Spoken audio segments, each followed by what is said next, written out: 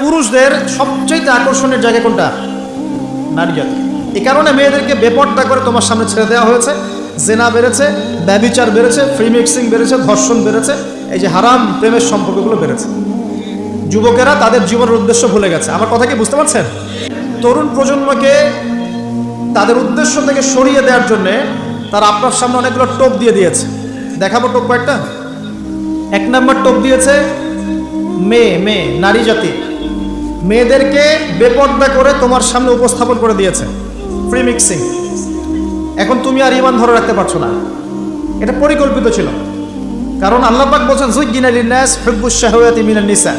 মানুষের জন্য সবচেয়ে যে আকর্ষণীয় বিষয়গুলো তার মধ্যে 1 নম্বর হচ্ছে মহিলা, মানে মেয়ে, নারী জাতি। এটা আমাদের কাছে সবচেয়ে আকর্ষণীয়। আল্লাহ পাকের সবচেয়ে সুন্দর সৃষ্টিকে মানুষ না, মানুষের মধ্যে আল্লাহ পাকের সবচেয়ে শ্রেষ্ঠ সৃষ্টিকে নারী জাতি। আল্লাহ পাক তাদেরকে সুন্দর করে সৃষ্টি করেছেন, তাই নয় কি? এই কারণে পুরুষদের সবচেয়ে আকর্ষণের জায়গা কোনটা? নারী জাতি। এই কারণে মেয়েদেরকে বেপর্দা করে তোমার সামনে ছেড়ে দেওয়া হয়েছে। জেনা বেড়েছে, ব্যভিচার বেড়েছে, ফ্রি মিক্সিং বেড়েছে, ধর্ষণ বেড়েছে, এই যে হারাম প্রেমের সম্পর্কগুলো বেড়েছে। যুবকেরা তাদের জীবনের উদ্দেশ্য ভুলে গেছে। আমার কথা কি বুঝতে পারছেন? আচ্ছা, এটা 1 নম্বর। 2, মাদক। যুবকদের সামনে মাদকের সহজলভ্যতা। চাইলেই হাত বাড়ালেই মাদক, হাত বাড়ালেই ইয়াবা, হাত বাড়ালেই ফেন্সিডিল, হাত বাড়ালেই হেরোইন, তাই না? কথা ঠিকটা বেঠিক? যদি কেউ চায় যে আমি আজকে রাত্রে মাদক খাবো, সে পারবে? হাত বাড়ালেই পারবে। এখনকার সমাজ এমন, যদি কেউ চায় যে আজকের রাত্রে আমি পতিতালয়ে গিয়ে রাত কাটাবো, সে পারবে? 500 টাকা 1000 টাকার বিনিময়ে মানুষ এখন জেনা করতে পারে না? 5 টাকা 10 টাকা 50 100 টাকা দিয়ে মানুষ এখন ইয়াবা কিনে খেতে পারে। আর যারা সীমান্তবর্তী অঞ্চলে আছেন তারা আরো ভালো জানেন আমার কথা কতটুকু সত্য কতটুকু মিথ্যা। যুবকদের সামনে মাদক এমনি দেওয়া হয় নাই। উদ্দেশ্য কি? তোমার দ্বারা ইসলামের বিজয় সম্ভব ছিল। মাদক সেবন করায় তোমাকে সরাই দিয়েছে ওই রাস্তা থেকে। কথা বুঝতে পারছো? খুব সতর্ক। 3 নাম্বার, জুয়া। তোমার সামনে জুয়া দিয়ে দিয়েছে। জুয়া, ফুটবল বিশ্বকাপ হইলে জুয়া, IPL হইলে জুয়া, BPL হইলে জুয়া, ফুটবল FIFA হইলে জুয়া। জুয়া খেলে না মানুষ। আর যে যুব সমাজ তাদের জীবনের উদ্দেশ্য জানে না, তাদের পক্ষেই সম্ভব এইসব মেসি, আর্জেন্টিনা, ব্রাজিল এইসব নিয়ে ব্যস্ত থাকে। যারা নিজেদের জীবনের উদ্দেশ্য জানে তাদের জন্য কোশ্চিনকালেও এখানে সময় নষ্ট করা সম্ভব না। দুনিয়ার জীবনটা কি খেলতামাশা? দুনিয়ার জীবনটা কি খেলতামাশার জন্য? আল্লাহ পাক যে হায়াতটা দিয়েছেন, ধরেন 50, 60 বা 100 বছর, এই হায়াতটা কে দিয়েছেন? এই সময়টার মালিক কে? তাহলে আল্লাহ যদি সময়ের মালিক হয়, আমি কেন সময় 1 ঘন্টা অপচয় করবো ওখানে বসে বসে? এই সময়টাকে আমার নাকি? সময়টা আমার বাপের নাকি? সময়টা কার? আল্লাহর দেওয়ার সময় আমি টিভি সেটের সামনে বসে বসে 1.5 ঘন্টা নষ্ট করে ফেললাম। খেললো 2টা দল আর তালি বাজাচ্ছে আমি, মাশাআল্লাহ। কালকে দেখলাম কক্সবাজার থেকে আসার সময় রাস্তা ব্লক, পুরা একটা দল জিতেছে, পুরো রাস্তা ব্লক, হাঁটা যাচ্ছে না, মিছিল, পাগলের মতো মানুষ মোটরসাইকেলে ছুটছে, গাড়ি নিয়ে ছুটছে, সিগারেট খাচ্ছে, আরো যে কি খাচ্ছে, মেয়ে নিয়ে ঘুরছে, আর একটা পতাকা নিয়ে ঘুরছে। যে দেশের পতাকা নিয়ে ঘুরছে ওই দেশ জানেও না মনে হয় যে এই দেশে এই আমার সাপোর্টার আছে। হ্যাঁ, আর খেয়াল করে দেখবেন এই আয়োজনগুলো এখন করানো হচ্ছে মুসলিম দেশগুলোকে দিয়ে। মানে মুসলমানদের অবস্থা দেখলে এখন মনে হচ্ছে সুবহানাল্লাহ, যে হারাম একটা কাজকে জায়েজ করার যে কত তরিকা বের হয়েছে। এখন একটা মুসলিম কান্ট্রি জিতেছে, মানে ভাবখানা এমন যে এই জেতার ফলে আমরা ইসলামী খেলাফত কায়েম করে ফেলেছি। বিষয়টা কি জানেন? আমাদেরকে এই খেলাধুলার অহেতুক কাজে ব্যস্ত করে দিয়ে ওরা ওদের এজেন্ডা বাস্তবায়ন করছে। দেখবেন যখন রমজান মাস আসে তখন দেখবেন মুসলিম কান্ট্রির উপর নির্যাতন বাড়ে।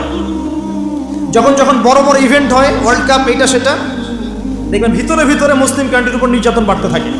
মানুষ একদিকে তাকায় থাকে আর একদিকে উদ্দেশ্য সাধন করতে থাকে। বুঝাচ্ছি বিষয়টা। আপনার 5টা বাচ্চা আছে মনে করেন, খুব জ্বালায়, কান্নাকাটি করে, হইচই করে, আর আপনি মোবাইল ফোনটা বের করে দিয়ে বলেছেন বাবা বস, তোরা 5 জন মিলে একটা কার্টুন দেখ, আমি একটু কাজটা করি। দিয়ে দিলেন, ও কার্টুন দেখছি চুপচাপ, কেউ কোনো ডিস্টার্ব নয়। আর বুঝতে পারছেন? আর এই যে বাচ্চাগুলো কার্টুন দেখছে না, এগুলো হচ্ছে আমরা। এখন আর ওই যে কাজ করছে বাপ, এটা হচ্ছে ওরা, পশ্চিমারা। আমার কথা কি বুঝতে পারেন? আচ্ছা, আমি সহজ করার চেষ্টা করছি। প্রিয় যুবক ভাইরা, মেয়ে তো উন্মুক্ত করে দিয়েছেই, মাদক তো দিয়েছেই, জুয়া দিয়েছে, অহেতুক এসব খেলতামাশা দিয়েছে তোমার সামনে, তোমার সময় কেড়ে নেওয়ার জন্য, তোমার হায়াত কেড়ে নেওয়ার জন্য। তোমার মূল্যবান হায়াত, যে হায়াতটাকে তুমি আল্লাহর পথে দাওয়াতের কাজে ব্যয় করবা, দিন চর্চার কাজে ব্যয় করবা, আল্লাহর ইবাদতের কাজে ব্যয় করবা, আমর বিল মারুফ নাহি আনিল মুনকারের কাজ করবা, এই সময়টা ওরা কেড়ে নিয়েছে তোমার কাছ থেকে। বুঝতে পারছো না তুমি? আবার নেশা দিয়ে তোমার ভিতরটা নষ্ট করে ফেলেছে, জেনা দিয়ে তোমার অন্তরের নূর নষ্ট করে দিয়েছে, প্রিমিক্সিং দিয়ে জেনা এবং তোমার যে পবিত্রতা, চারিত্রিক পবিত্রতা নষ্ট করে দিয়েছে। আরও দিয়েছে পর্নোগ্রাফি। বেশিরভাগ যুব সমাজ এখন বাসায় গিয়ে রাতের বেলা পর্ন দেখে। দেখা যায় সারাদিন ভালো কাজ করে, বাসায় গিয়ে রাতের বেলা পর্ন দেখে। পর্নোগ্রাফি দেখে না বা দেখে নাই কখনো এমন একটা ছেলে খুঁজে পাওয়া যাবে না এখন।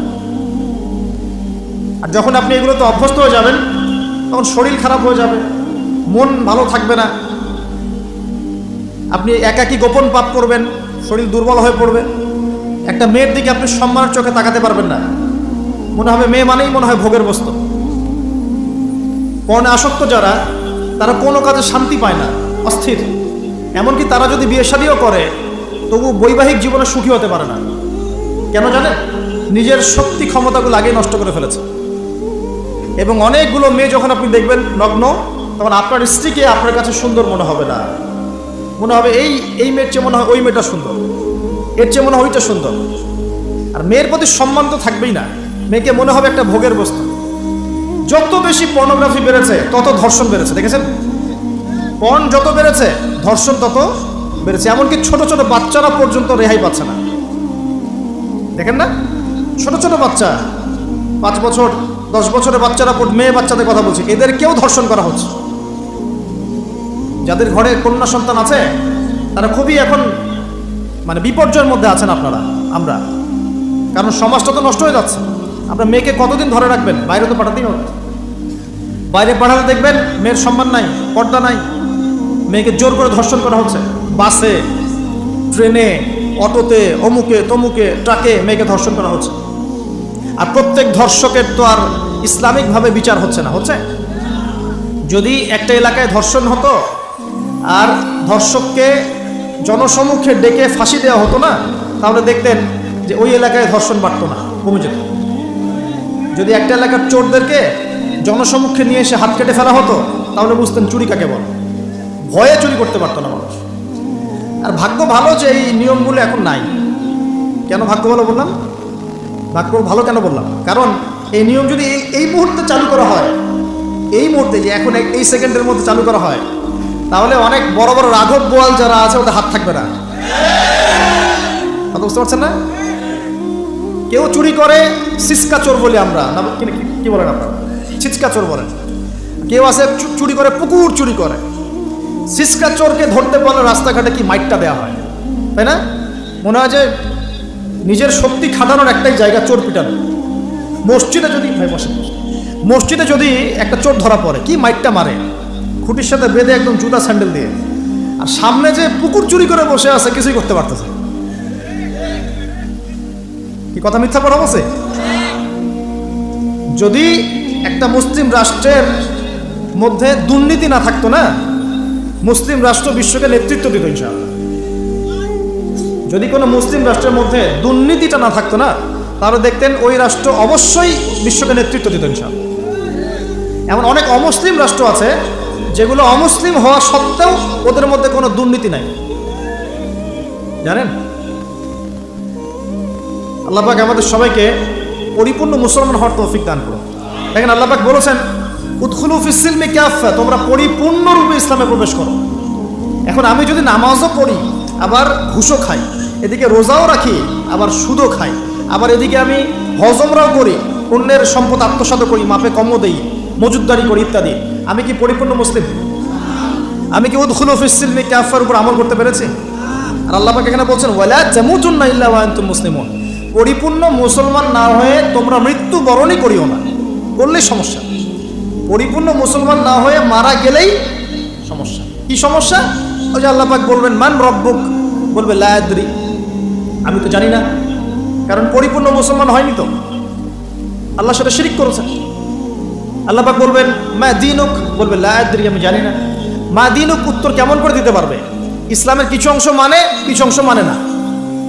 ইসলামের কিছু অংশ মানে, নামাজ, রোজা, হজ, যাকাত, তাসবিহ, তাহলিল সবই মানে, কিন্তু সুদ ছাড়তে হবে, ঘুষ ছাড়তে হবে, জেনা করা যাবে না, মদ খাওয়া যাবে না, দুর্নীতি করা যাবে না, মানে না।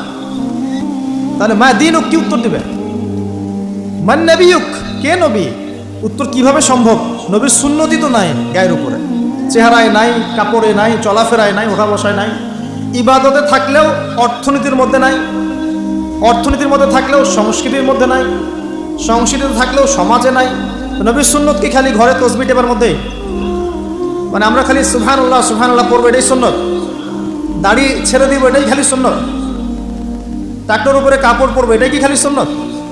সমাজের মধ্যে সুন্নত নাই, অর্থনীতির মধ্যে সুন্নত নাই, ব্যবসা বাণিজ্যের সুন্নত নাই, চাকরি বাকরিতে সুন্নত নাই, পরিবারের সুন্নত নাই, সংস্কৃতির মধ্যে সুন্নত নাই, আর রাষ্ট্রের কথা বললাম না, ওটা বাদ দেন, ওটা এই যুগে সম্ভব না। ইল্লা মাশাআল্লাহ, যদি আল্লাহ পাক না চান। ওইদিকে আমি কথাই বলতে চাচ্ছি না, আমি সমাজ পর্যন্তই আছি, এর উপর যাচ্ছি না। তো প্রিয় ভাইরা, যুবক ভাইদের কথা বলে আমি সামনে যাব। এক নাম্বার কি বলেছি, তোমরা সতর্ক থাকবে মেয়ে থেকে। কি থেকে? মেয়ে থেকে 100 হাত দূরে, 100 হাত। মানে আমি বলি, পরামর্শ দেই, আমি তোমাদের ভাইয়ের মতো, ছোট হই আর বড় হই, আর আমাকে এইসব আল্লামা শায়েখ এইসব বলার দরকার নাই। আমি একদম তালেবে ইলম, এখানে বড় বড় অনেক আলেম ওলামায়ে কেরাম আছেন, আমি খুব বিব্রত বোধ করছি কথা বল। আমি জানি যে হকপন্থী ওলামায়ে কেরাম যারা, তারা আমাদের মতো অনলাইনেও আসেন না, এই ফেসবুক ইউটিউবে ভিডিও পাবেন না, এমনও আলেম বাংলাদেশে আছেন জানেন, যারা বহু আলেম তৈরি করছেন, মাদ্রাসা খেদমত করছেন। তো তাদের সামনে আমাদেরকে যখন এইভাবে টাইটেল দেয়, লজ্জা লাগে, বিব্রত বোধ করি। শেখার কোনো শেষ নাই। আমি একসময় মনে করতাম যে, আমি যখন ইন্টারমিডিয়েটের পর থেকে চর্চা করা শুরু করছি, অনার্স মাস্টার্স পর্যন্ত, মনে করছি যে হ্যাঁ, মনে হয় ইসলাম সম্পর্কে ভালোই জানছি। তারপর যখন কওমি আলেমদের কাছে পড়তে শুরু করলাম, বলি এগুলো ভিতরের কথা, খোলামেলা বলি, গল্প করছি আপনাদের সাথে, আর রাগ করছেন নাকি? তখন বুঝলাম যে বিগত 5-7 বছরে তো আমি কিছু পড়াশোনা করছি বলে মনে হচ্ছে না।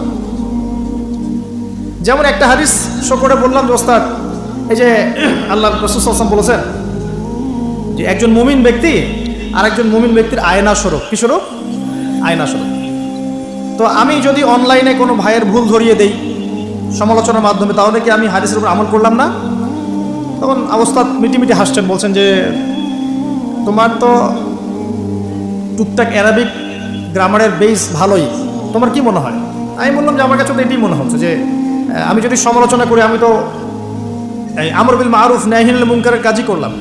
তো তিনি বলছেন, আসলে এই হাদিসের ব্যাখ্যা এমন হয়। কেমন ব্যাখ্যা?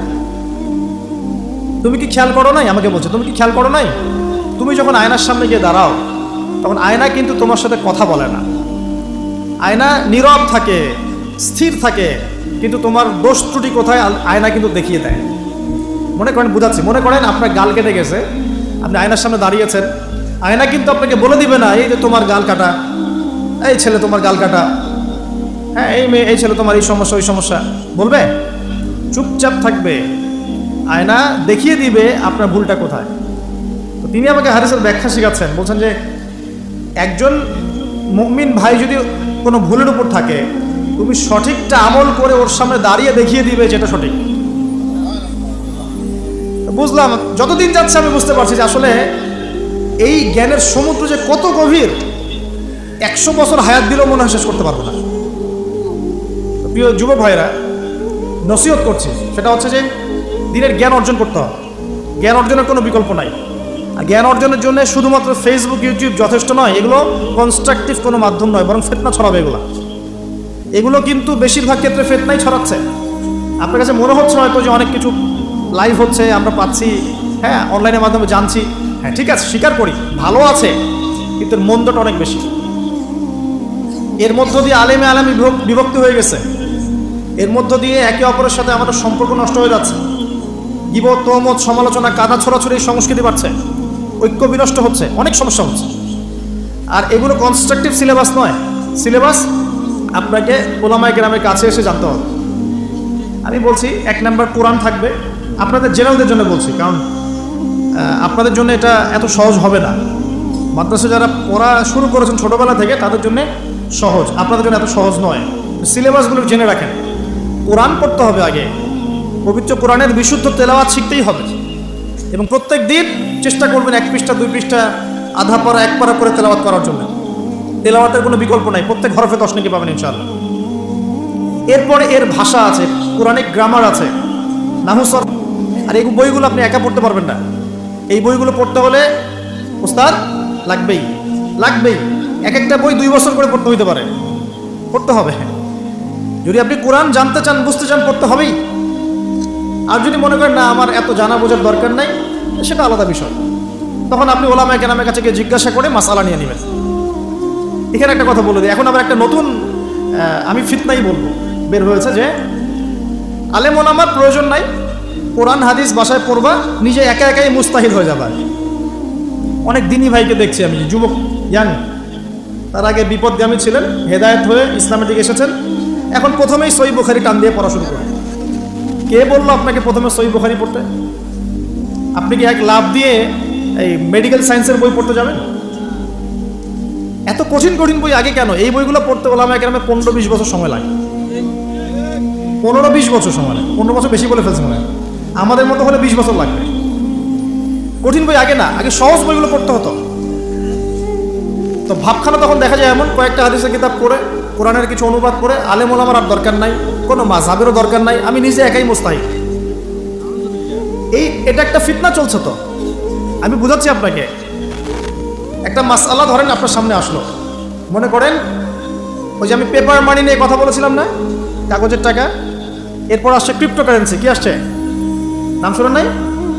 ইলেকট্রনিক মানি তো চলে আসছে, যে ইলেকট্রনিক মানি দিয়ে আপনারা লেনদেন করছেন না, এরপরে আসবে ক্রিপ্টোকারেন্সি মানে বিটকয়েন। এগুলো ভবিষ্যৎবাণী না, কিন্তু কিছু মানুষ মনে করে এগুলো ভবিষ্যৎবাণী। এগুলো ভবিষ্যৎবাণী না, এগুলো বর্তমান। অলরেডি পৃথিবীর কিছু কিছু দেশে চলে আসছে, হয়তো বা এদেশেও অচিরে আসবে।